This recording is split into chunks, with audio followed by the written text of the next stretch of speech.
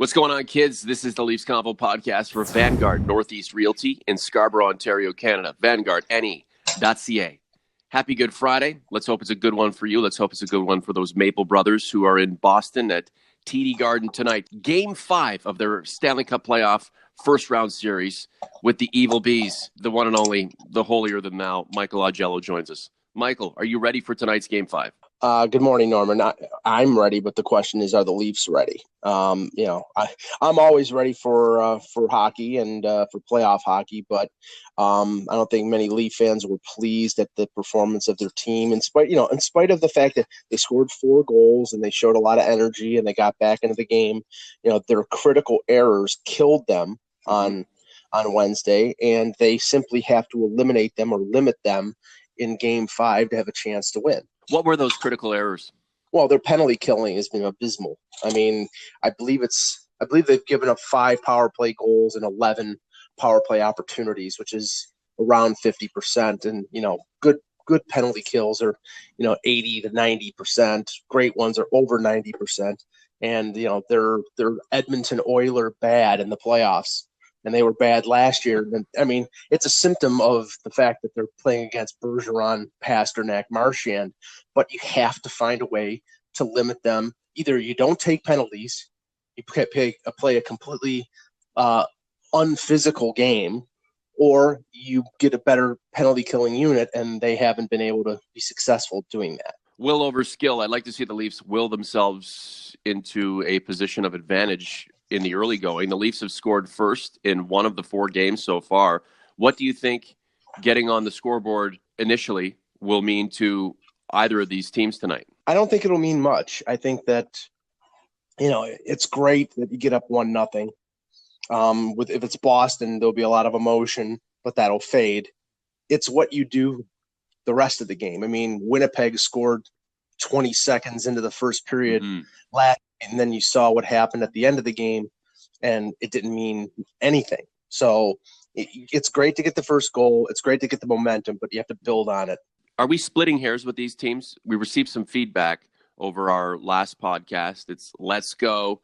It's on the YouTube channel. It's on every podcast platform you can think of. OGs, converts, new fans to the podcast contesting our belief that the third line was pretty terrible in Game 4. I didn't think the third line was that great, but people see what they want to see. People see things that are different from us. Well, I don't know what they saw. All I know is that I thought William Nylander was terrible and Patrick Marleau looks slow. And I mean, if you want the opinion of like former NHLers, listen to what Jeff O'Neill and Jamie McLennan said on Overdrive yesterday, and that was after we recorded, and they were of the same opinion. William Nylander, all he does is avoid contact in most instances, curl at the face-off circle, and look for a pass.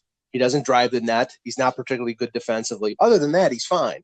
His offensive zone entries are great, but what are you going to do when you're there? You're going to shoot it from 25 feet out? That's not going to work. Look, William Nylander is the biggest crush in Maple Leafs history. So many fans just have a crush on the guy, and that's their prerogative. There's no problem with that. I'd have a huge crush on the guy, too, if he actually delivered. Maybe tonight's the night. Who knows? I think the key is somebody has to do something special, Michael. There's 2 losses left. Give me some hype here, Mike. What can we be excited about going into tonight's game? Why should there be a belief that the Leafs are going to get this done, whether it's going to be in 6 or 7? Well, I think that the encouraging thing is that Auston Matthews is sort of rolling now. I mean, now he's got 3 goals, 2 in Game 4. And, that's a good sign. And we saw how he did that in the first playoff series against Washington in his rookie year, where he was dominant. If he can perform at that level with Tavares, Marner, and Hyman being able to limit or match the Bergeron line, then Toronto has a distinct advantage because the Bruins have nobody to match up against them. If he blows by Krejci or they match up Charlie Coyle against him and he's operating at a clip that they can't match, that's a big advantage. Now, I go back to the third line. There might be some adjustments made. I've heard some talk about them maybe moving up Trevor Moore and moving down Marleau. They're not going to take Marleau out of the lineup because the only extra forward left right now is Nick Patan, and based on the fact that Zach Hyman got hurt at the end of Game 4, they say he's going to play, and I'll believe it when I see him on the ice to start the game. But he was crawling to the bench late in the third period and was just getting treatment yesterday. So it might be sort of this, playoff chicanery going on where, oh, yeah, he's fine. And then 5 minutes before the game, he's not in the lineup. This is the Leafs Convo podcast for Vanguard Northeast Realty in Scarborough, vanguardne.ca. Thank you so much for all of your support. Please like and subscribe to our YouTube channel. Got to have Zach Hyman in the lineup, man. It'd be nice to have Nazem Kadri in the lineup, too. Hope he's back when the Leafs advance and take on John Tortorella's Columbus Blue Jackets here in the next week. Patrick Marleau has to play, Mike. This could be it for him, and give him an opportunity to continue to claw at closing out his career on a high note. The pattern of this series has been win-lose for the Maple Leafs. If that pattern continues, then I guess we can't forecast it or pencil it in, but we can think that the Leafs are in a position to win and then come back and maybe clinch the series in Game 6. Why do I feel, though, Game 5 tonight in Boston is going to resemble Game 2 in Boston? I think the Bruins are going to step up their effort. They've recognized the blueprint that it takes to beat the Leafs in Game 2, and in Game 4, I think they were the more physical of the two teams. Now, again, that is a price has to be paid there, because there are some Bruins players who are dinged up, and the Leafs have been responding with hits and targeting guys like Pasternak and targeting guys like McAvoy. And, that's a war of attrition is a part of any playoff series. So, there will be a price to be paid on both sides when you play that type of game, but that's the type of game that they absolutely need to play to throw the Leafs off their game. When they forecheck, when they hit, there's more giveaways from their defense. It exposes the Leafs defense, which we've talked about ad nauseum during the regular season. If they lay back and try to play more of a skill speed game, then the Leafs can stretch the offensive zone with stretch passes and go on the attack, and that's playing in their favor. And obviously the Bruins are not going to want to do anything that plays into Toronto's favor. People will bring up the fact that the Leafs have gone 7 games with Boston last year, 2013. They fell behind. They clawed back. That's true. And even in this series, the Leafs have done dumb shit to put themselves behind the 8 ball, yet they are still in this series, tied at 2. Nazem Kadri cross-checks Jake DeBrusk. He's gone for the series. The Leafs need him. William Nylander does his best to just give the puck away. And, of course, the Bruins scored. And that was just a catastrophe. But the Leafs are still in this thing. Imagine if the Leafs didn't do dumb stuff, Mike. If this Leafs team was just professional and well-oiled and mechanical and clinical and just focused on being diabolically good and winning this damn series and getting this monkey off their back. Imagine if they could do that, Mike. Last word to you.